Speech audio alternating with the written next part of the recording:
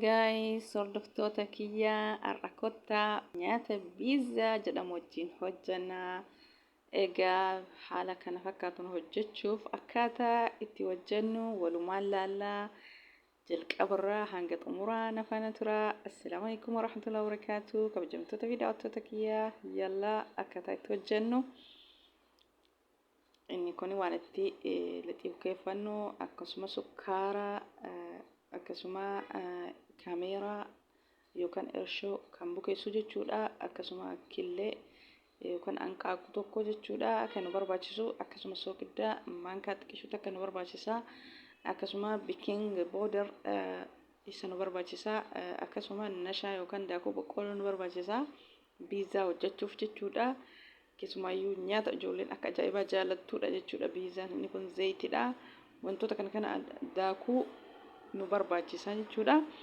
Amma kaameeraa kiyya dhaabee lixii sukkuumee yookaan bukeessee walitti dachana hanga lixiin bukaa'utti jechuudha. Kaameeraa maalii ta'a bukeessuu waan natti hin tolle.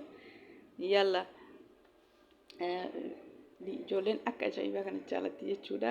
Nyaata ijoolleen jaallattu hojjechuu immoo hin jaalladhaan jechuudha. Bakka nyaata jaallattu san haga ati gootee geessitu amma si'eedi jechuudha. Ijoolleen nyaata akka ajaa'ibaa jaallattudha jechuudha.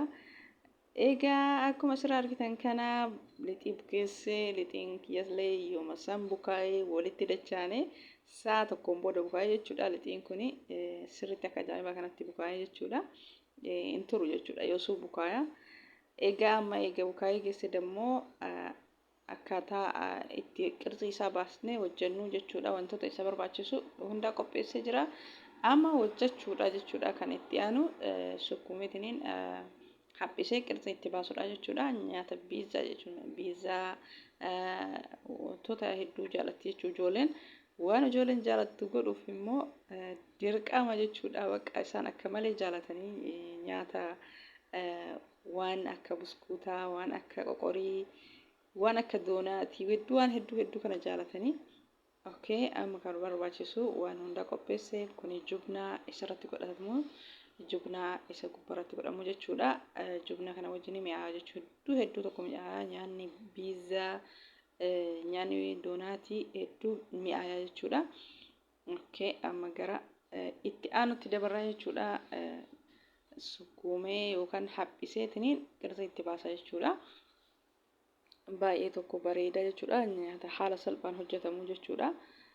Wallahi baay'ee tokko das nama jedha jechuudha. Nyaanni saffisan yeroo sirraa fudhatu jechuudha. Nyaanni akka buskuutaa, waan akka doonaatii, waan akka qoqorii inni kunniin kun yeroo sirraa fudhatu jechuudha. Nyaata ijoolleen jaallattu isa keessaa tokko jechuudha. Ijoolleen akka nama guddaa san waan biraa hin jaallattu jechuudha. Waan akkanaa kana jaallatti.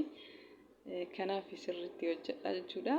Wanta ijoolleen jaallattu hojjechuun das nama jedha jechuudha. Akkasuma amma haala kanaan qirxii itti baaseetiniin jira. Gubbarratti wantoota isa barbaachisu kan dibamu kulli qopheessee jira. Haala kanaan geessee walitti deebinee jirra. Haala kanaan eega qirxii baasee dardaree geessee immoo amma piizaan isa kana fakkaataa jechuudha. Foroonii keessa kaa'ee wantoota isa barbaachisu gubbarra godhee wanta isa barbaachisu jechuudha. Hunda isaatu godhee eega bilchaatee booda walitti deebinee nyaata yeroo gabaabaa keessatti saffisaan godhamee xumuramudha jechuudha. Nyaata ijoolleen jaallattu isa keessaa tokko jechuudha. Wantoota akkanaa wanta haphii saffisaan hojjetamu kana irra caalaa jaallatti jechuudha ijoolleen. Nyaata akkanaa kana yeroo nyaatanillee maashaallah tabaarakallaa nyaata kaan caalaa irra jaallatanii nyaatanii jechuudha. Nyaata kaan akkasuma nyaatanii jechuudha. Ijoolleen xiqqoo nyaatanii waan akkanaa kana jaallatanii waan ijoolleen jaallattu immoo godhuun dirqama kenna. Egaa hordoftoota kiyyaa viidiyoo kiyyoo isinitti tolee laayikii sheerii godhaa. Warroonni jalqabarraa hanga ammaa na hordoftanii komantii yaada keessan na barsiisan hedduu naaf galatoomaa. Gaafii keessanillee isiniif deebisaa. Wantoota na gaafattan hundaayyuu isiniif deebisuuf qophiidha.